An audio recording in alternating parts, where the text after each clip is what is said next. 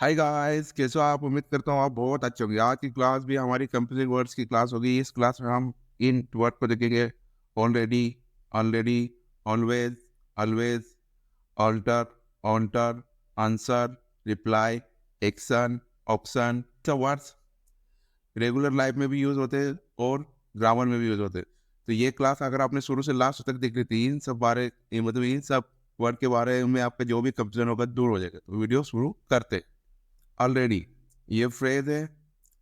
Already ये phrase और इसका हिंदी अर्थ होता पूर्ण तैयार। ठीक। और ये ऑलरेडी ये एडजेक्टिव हो और इसका हिंदी अर्थ होता पहले से ही। तो पहले ऑलरेडी का देखेंगे। तो ऑलरेडी में देखेंगे पहले I am all ready to play KBC. ठीक। अब देखो, I am already to play KBC. मैं केबीसी खेलने के लिए पूर्ण तैयार हूँ। मैं केबीसी खेलने के लिए पूर्ण तैयार हूँ। तो प्ले का मतलब होता है खेलना, खेलना। इसका इसका मतलब होता है पूर्ण तैयार, पूर्ण तैयार। आई का मतलब में ये हेल्पिंग वर्ब और ये दो वर्बों को जोड़ने के लिए टू टू लगाए, मतलब तो I am already to play KBC. ठीक। और ये केबीसी का मतलब होता है Kaun Banega Crorepati. I am already to play KBC. मैं केबीसी खेलने के लिए पूर्ण तैयार हूँ। दूसरा देखेंगे, he is already to join us. वो हमें वो हमसे जुड़ने के लिए वो हमसे जुड़ने के लिए पूर्ण तैयार है। वो हमसे जुड़ने के लिए पूर्ण तैयार। ठीक। आज का मतलब हमसे। ठीक। जॉइन मतलब जोड़ना। ऑलरेडी मतलब पूर्ण तैयार। ये हेल्पिंग वर्ब और ही मतलब वह। ठीक। और ये वापस कंजक्शन। देखते हैं। ऑलरेडी ये already he should have come already here. उसे यहाँ पहले आ जाना चाहिए था। उसे यहाँ पहले आ जाना चाहिए था। उसे यहाँ पहले ही आ जाना चाहिए था। उसे यहाँ पहले ही आई। ये इसका मतलब होता पहले से ही, पहले से ही, पहले से ही। शुड हैव ये दोनों हेल्पिंग वर्ब है। ये मेन वर्ब का थर्ड फॉर्म है। कम मतलब आना और हियर मतलब यहाँ। ठीक। ये कॉन्सेप्ट में आपको चुका हूँ। ठीक। और ही का मतलब वहाँ। Have you gone there already. क्या तुम वहाँ पहले से ही जा चुके हो? क्या तुम वहाँ पहले से ही जा चुके हो? ठीक। तो ये प्रेजेंट परफेक्ट का इंट्रोगेटिव सेंटेंस है। तो क्या तुम वहाँ पहले से ही जा चुके हो? Have you gone there. ठीक। तो ये पहले से ही। देयर का मतलब वहाँ। गॉन जा चुका, जा चुका। यू मतलब तुम या आप। और ये हेल्पिंग वर्ब। देखते आगे। ये फ्रेज है और इसका हिंदी अर्थ होता सभी तरह से या सभी प्रकार से। और ऑलवेज ये एडवर्ब है और इसके हिंदी अर्थ हमेशा या सदा। तो पहले देखिए always, always see is happy always. वह सभी तरह से खुश रहती है। वह सभी तरह से खुश रहती है। वह सभी प्रकार से खुश रहती है। वो या वह सभी तरह से खुश रहती है। यहाँ पर ये इसका मतलब है सभी प्रकार या सभी तरह। हैप्पी मतलब खुश और सी मतलब वह। और इज मतलब वो है। ठीक। He makes me happy always. वह मुझे सभी प्रकार से खुश रखता है या वह मुझे सभी प्रकार से खुश करता है। ठीक। ये पॉजिटिव वर्ब है। मेक इसका मतलब होता है करना या। ठीक।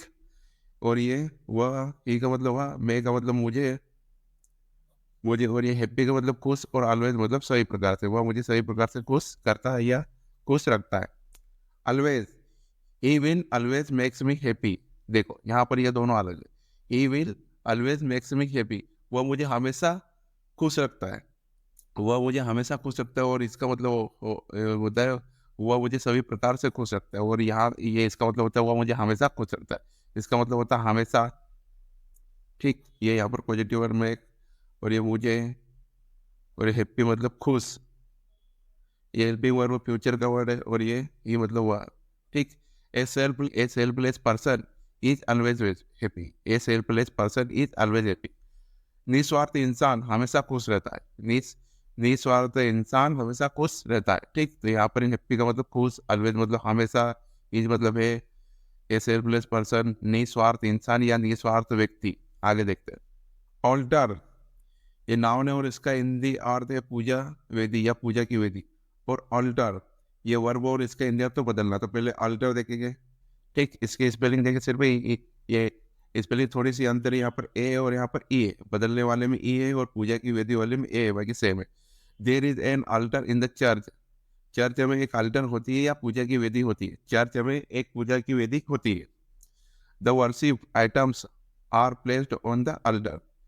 पूजा के सामान अल्टर पर रखे जाते हैं। पूजा के सामान अल्टर पर रखे जाते हैं, या पूजा के सामान पूजा की वेदी पर रखे जाते हैं, या पूजा के सामान पूजा की वेदी पर रखे। ये वर्शिप आइटम पूजा के सामान, प्लेस्ड मतलब रखना, ऑन मतलब पर, और द अल्टर मतलब पूजा की वेदी। ठीक, यहाँ पर देखेंगे अल्टर पूजा की वेदी और इन द चर्च, चर्च में। ठीक, और यहाँ पर कोई सब्जेक्ट नहीं है तो यहाँ पर इसका सब्जेक्ट अपन ने तेल लगाया। Alter, you need alter your thinking. You need alter your thinking. आपकी सोच बदलने की जरूरत है। आपको अपनी सोच बदलने की जरूरत है। ठीक, थिंकिंग का मतलब सोच, योर मतलब आपकी, अल्टर मतलब बदलना, नीड मतलब जरूरत, और यू मतलब आपको आपकी सोच बदलने की जरूरत है। ठीक, someone has alter the bag. Someone has alter the bag, किसी ने बैग बदल दिया है, किसी ने बैग बदल दिया। तो समन का मतलब होता है किसी ने, किसी, ठीक, या कोई भी होता है, कोई या किसी या कोई, और द बैग मतलब बैग, तो किसी ने बैग बदल दिया है। देखते आगे।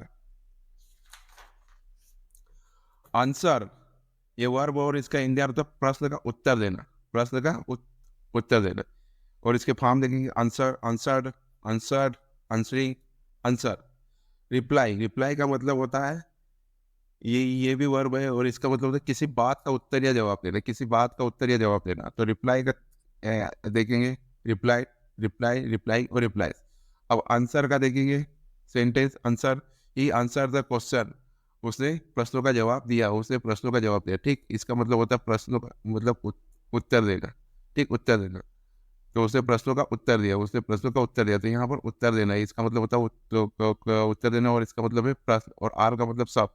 तो ही आंसर्ड ऑल क्वेश्चन, तो उसने सभी प्रश्नों का उत्तर दिया, उसने सभी प्रश्नों का उत्तर दिया। दूसरा देखते हैं, he did not answer my question. उसने मेरे प्रश्न का उत्तर नहीं दिया, उसने मेरे प्रश्न का उत्तर नहीं दिया। तो माय मतलब मेरा, प्रश्न, आंसर मतलब उत्तर देना, और ही मतलब हुआ, और डी नॉट मतलब नहीं।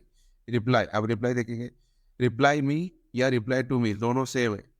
रिप्लाई मी मुझे जवाब दो या मुझको जवाब दो। ठीक, रिप्लाई मी या रिप्लाई टू मी, मुझे जवाब दो या मुझको जवाब दो। ठीक, I could reply this word, I could I could reply his word, I could reply his words. मैं उसकी बातों का जवाब दे सकता था, मैं उसकी बातों का जवाब दे सकता। ठीक, यहाँ पर वर्ड्स का मतलब शब्द नहीं होंगे, यहाँ पर बात होगी, क्योंकि जब भी वर्ड हमें एस लगता है या बहुवचन होता है तो वहाँ पर उसका इंतजार तो बात हो जाता है। ठीक, ठीक, ये कई कई पर बात भी होता है और कई कई पर वो शब्द भी होता है। तो आई कुड रिप्लाई इस वर्ड्स, मैं उसकी बातों का जवाब दे सकता था। देखते आगे। ये नाउन है और इसके हिंदी अर्थ होता है कर्म, कार्यवाही। और ऑक्शन, ये नाउन और वर्ब दोनों है। तो नाउन में इसका हिंदी अर्थ होगा नीलामी, और वर्ब में इसकी हिंदी अर्थ होगा नीलामी करना। तो पहले ये ऑप्शन के फॉर्म देखेंगे, ऑप्शन, और यहाँ पर भी होगा ऑप्शन, ऑप्शन, ऑप्शन, ऑप्शनिंग और ऑप्शन। तो पहले देखेंगे एक्शन का, यूरी एक्शन है या रिएक्शन। हर क्रिया की प्रतिक्रिया होती है, हर क्रिया की प्रतिक्रिया होती है। ठीक, एन एक्शन फॉर डैमेज, क्षतिग्रस्त के लिए कार्यवाही, क्षतिग्रस्त के लिए कार्यवाही। ठीक, ये यहाँ पर डैमेज का मतलब क्षतिग्रस्त, और एक्शन मतलब कार्यवाही, फॉर मतलब के लिए, तो क्षतिग्रस्त के लिए कार्यवाही। ऑप्शन पहले नाउन में देखेंगे।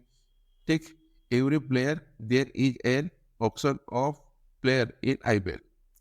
हर साल आईपीएल में खिलाड़ियों की नीलामी होती है, हर साल आईपीएल में खिलाड़ियों की नीलामी होती है। देखते आगे। I shall not participate in the auction. In the, ये पार्टिसिपेट का मतलब होता है भाग लेना, भाग लेना, ये हेल्पिंग वर्ब और आई का मतलब में। तो I shall not participate in the auction, मैं नीलामी में भाग नहीं लूंगा, मैं नीलामी में भाग नहीं लूंगा। ऑप्शन ये वर्ब है। अब देखते, सच चिल्ड्रन विल ऑप्शन, ऐसे बच्चे घर नीलाम करेंगे, ऐसे बच्चे घर नीलाम कर देंगे। ठीक, the house, as such children मतलब ऐसे बच्चे, और द हाउस मतलब घर। Bank will option the house next month, bank अगले महीने घर की नीलामी करेगी, बैंक अगले महीने घर की नीलामी करेगी। नेक्स्ट मंथ अगले महीने, द हाउस घर ऑक्शन मतलब नीलामी करना, बैंक मतलब बैंक, और ये हेल्पिंग वर्ब। ठीक, देखते आगे। या लोकोक्ति। और एज, इसका नाउन, ये भी नाउन और इसके अंदर तो किनारा या छोर। तो अडज, देयर इज एन ओल्ड अडज, यह एक पुरानी कहावत है, यह एक पुरानी कहावत है। ठीक, आगे देखते। द ओल्ड एडेज, एक पुरानी कहावत है। As you sow shall you reap, जैसा बोओगे वैसा काटोगे, जैसा बोओगे वैसा काटोगे। ठीक, या फिर जैसी करनी वैसी भरनी। द ओल्ड एडेज, एक पुरानी कहावत है। एस यू सो, जैसा बोओगे, सो सेल यू रीप, वैसा काटोगे। ठीक, edge, I I is a sharp, यहाँ पर ईट करो। It is a sharp edge knife, वह एक तेज धार वाला चाकू है, वह एक तेज धार वाला चाकू है। तो यहाँ पर वो तेज धार, तेज धार, ये इसको धार बोलेंगे। शार्प मतलब तेज, और ये धार। देखो, एज का मतलब छोर भी होता है, और किसी हथियार के साथ अगर वो आएगा एज, तो उसका मतलब धार होता है। तो नाइफ, ये हथियार है नाइफ। तो it is a sharp edge knife, यह तेज धार वाला चाकू है। A banyan tree is a ponds edge, एक बरगद का पेड़, बरगद का पेड़ तालाब के किनारे है। बरगद का पेड़ तालाब के किनारे। पॉन्ड्स एज मतलब तालाब के किनारे, तालाब के किनारे। और बनियन मतलब बरगद, ट्री मतलब वृक्ष, एक बरगद का पेड़ तालाब के किनारे है। देखते आगे। Thanks for watching A subscribe.